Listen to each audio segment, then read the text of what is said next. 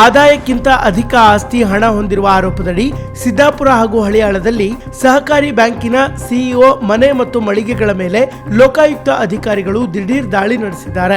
ಸಿದ್ದಾಪುರದ ಕೋಲ್ಸಿರ್ಸಿ ಗ್ರೂಪ್ನ ಗ್ರಾಮ ಸೇವಾ ಸಹಕಾರಿ ಸಂಘ ನಿಯಮಿತದ ಸಿಇಒ ಮಾರುತಿ ಯಶವಂತ್ ಮಾಲ್ವಿ ವಿರುದ್ಧ ಅಕ್ರಮ ಆಸ್ತಿ ಮತ್ತು ಹಣ ಹೊಂದಿರುವ ಆರೋಪದ ಹಿನ್ನೆಲೆಯಲ್ಲಿ ಈ ದಾಳಿ ನಡೆಸಲಾಗಿದೆ.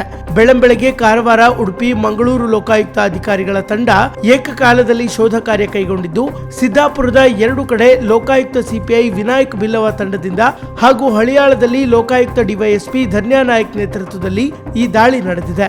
ಸಿದ್ದಾಪುರದಲ್ಲಿ 2 ಮನೆ, ಹಳಿಯಾಳದಲ್ಲಿರುವ ಮನೆ ಹಾಗೂ ಬಟ್ಟೆ ಅಂಗಡಿ ಸೇರಿ ಒಟ್ಟು 4 ಕಡೆಗಳಲ್ಲಿ ದಾಳಿ ನಡೆದಿದೆ. ಪ್ರಸ್ತುತ ದಾಖಲೆಗಳ ಪರಿಶೀಲನೆ, ನಗದು ಹಾಗೂ ಆಸ್ತಿ ಸಂಬಂಧಿತ ವಿವರಗಳ ಸಂಗ್ರಹ ಕಾರ್ಯ ಮುಂದುವರೆದಿದ್ದು, ಶೋಧ ಪೂರ್ಣಗೊಂಡ ಬಳಿಕ ವಶಪಡಿಸಿಕೊಳ್ಳಲಾದ ದಾಖಲೆಗಳ ಆಧಾರದಲ್ಲಿ ಮುಂದಿನ ಕಾನೂನು ಕ್ರಮ ಕೈಗೊಳ್ಳಲಾಗುವುದು ಎಂದು ಅಧಿಕಾರಿಗಳು ತಿಳಿಸಿದ್ದಾರೆ.